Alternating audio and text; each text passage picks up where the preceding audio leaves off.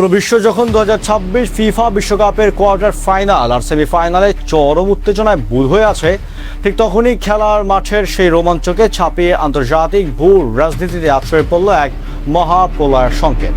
একদিকে সবুজ পিচে চলছে বিশ্বসেরা হওয়ার লড়াই, আর অন্যদিকে পর্দার আড়ালে মধ্যপ্রাচ্যের আকাশে জমছে তৃতীয় বিশ্বযুদ্ধের কালমেঘ। ইরানের হাইপারসোনিক মিসাইল, আধুনিক ড্রোন প্রযুক্তি এবং ইউরেনিয়াম সমৃদ্ধকরণের অভাবনীয় প্রগতি এবং এই মুহূর্তে ওয়াশিংটন ও তেল আবিবের কপালে চিন্তার ভাঁজ বাড়িয়ে দিয়েছে। তুরস্কের আঙ্কারা থেকে মার্কিন প্রেসিডেন্ট ডোনাল্ড ট্রাম্পের এক বিস্ফোরক ঘোষণা, তিনি এখন ইরানের হিট লিস্টে আছেন এবং যে কোনো মুহূর্তে তার প্রাণনাশ হতে পারে। কিন্তু বিশ্বকাপের এই বৈশ্বিক আবহের মাঝে কেন হঠাৎ করে পরমাণু যুদ্ধের দামামা বেজে উঠল? আজ আমরা সাবলীল ভাষায় নিখুঁত গ্লোবাল টেকনিক্যাল অ্যানালাইসিস এবং ইনসাইড কমেন্ট্রির মাধ্যমে ব্যবচ্ছেদ করব মধ্যপ্রাচ্যের এই চরম রহস্যের আসল সত্য। যদি আমরা আন্তর্জাতিক প্রেক্ষাপটের দিকে তাকাই, তবে দেখব এই মুহূর্তে কোটি কোটি মানুষের চোখ লস অ্যাঞ্জেলেস কিংবা কানসাস সিটির ফুটবল স্টেডিয়ামে। আর্জেন্টিনা, স্পেন কিংবা বেলজিয়ামের মতো দলগুলো যখন ট্রফি জয়ের ছক কষছে, ঠিক তখনই মধ্যপ্রাচ্যের মার্কিন ও মিত্র বাহিনীর সামরিক ঘাঁটিগুলোতে চলছে সম্পূর্ণ ভিন্ন এক যুদ্ধের প্রস্তুতি। প্রতিপক্ষ বিশেষজ্ঞদের মতে বিশ্বকাপের এই বৈশ্বিক মনোযোগকে কাজে লাগিয়ে পর্দার আড়ালে এক বড় ধরনের সামরিক সমীকরণ সাজানো হচ্ছে। ডোনাল্ড ট্রাম্পের দাবি অনুযায়ী ইরান যদি কোনো ধরনের আঘাতের চেষ্টা করে, তবে মার্কিন সামরিক বাহিনী ইরানের পারমাণবিক স্থাপনাগুলোকে ধ্বংস করতে বাংকার ব্লাস্ট বোমার মতো অত্যাধুনিক প্রযুক্তি ব্যবহার করতেও দ্বিধাবোধ করবে না।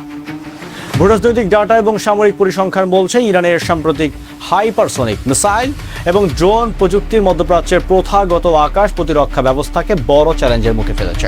ওয়াশিংটনের নীতি নির্ধারকদের একাংশের ধারণা, ইরানের এই প্রযুক্তির বিকাশ এবং ইউরেনিয়াম সমৃদ্ধকরণের মাত্রা যদি এভাবে বাড়তে থাকে, তবে তা এই অঞ্চলের দীর্ঘদিনের শক্তির ভারসাম্য পুরোপুরি বদলে দেবে।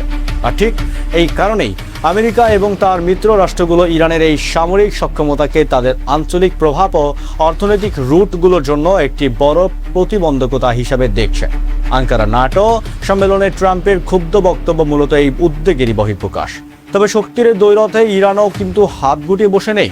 তেহরানের পক্ষ থেকে স্পষ্ট জানিয়ে দেওয়া হয়েছে যে তাদের সার্বভৌমত্ব বা কোনো সামরিক স্থাপনায় আঘাত হানা হলে তার জবাব হবে অত্যন্ত কঠোর ও নজিরবিহীন।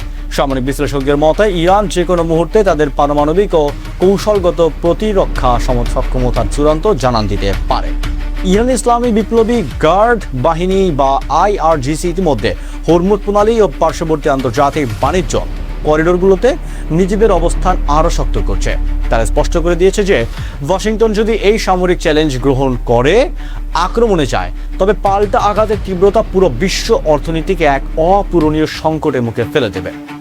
গ্লোবাল ডিফেন্স অ্যানালাইসিস অনুযায়ী এই ধরনের হাই ভোল্টেজ সংঘাতের হুমকি মূলত একটি মনস্তাত্ত্বিক প্রতিরোধ বা ডিটারেন্স কৌশল হিসাবে ব্যবহার করে।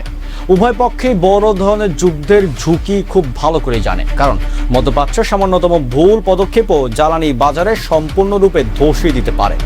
আন্তর্জাতিক কূটনৈতিক মহল তাই বারবার আহ্বান জানাচ্ছে যেন বৈশ্বিক ক্রীড়া উৎসবের এই সময়ে কোনো পক্ষই উস্কানিমূলক পদক্ষেপ না নেয়। যুদ্ধের পরিবর্তে আলোচনার টেবিলে বসে এই পরমাণু ও সামরিক সংকট নিরসন করাই হবে বৈশ্বিক নিরাপত্তার জন্য একমাত্র যৌক্তিক পথ। 2026 সালের এই উত্তাল সময়ে এসে একদিকে ফুটবলের আনন্দ আর অন্যদিকে দূরপাল্লার ক্ষেপণাস্ত্রের গর্জন বিশ্ববাসীকে এক জটিল ও অনিশ্চিত ভবিষ্যতের মুখোমুখি দাঁড় করিয়ে দিয়েছে। আন্তর্জাতিক সম্প্রদায়ের প্রত্যাশা মাঠের লড়াই মাঠের সীমাবদ্ধ থাকবে এবং ভূ রাজনৈতিক উত্তেজনা এবং খুব দ্রুত শান্ত হবে। তো বন্ধুরা, মধ্যপ্রাচ্যের এই চলমান টান উত্তেজনা এবং ট্রাম্পের এই চরম হুঁশিয়ারি নিয়ে আপনার ব্যক্তিগত ও যৌক্তিক মতামত কি? আপনার কি মনে হয় আমেরিকা ও ইরানের মধ্যকার এই সামরিক চ্যালেঞ্জ আলোচনার মাধ্যমে সমাধান সম্ভব? এখনই আপনার মূল্যবান মতামত কমেন্ট বক্সে লিখে জানান। আন্তর্জাতিক ভূ রাজনীতি, বৈশ্বিক নিরাপত্তা এবং চলমান বিশ্বমঞ্চের প্রতিটি ইনসাইড ও এক্সক্লুসিভ খবরের পলিসি ফ্রেন্ডলি আপডেটের জন্য আমাদের ভিডিওটি লাইক দিয়ে চ্যানেলটি সাবস্ক্রাইব করে বেল আইকনটি অন করুন। দেখা হচ্ছে পরের ভিডিওতে খুব শীঘ্রই। ধন্যবাদ।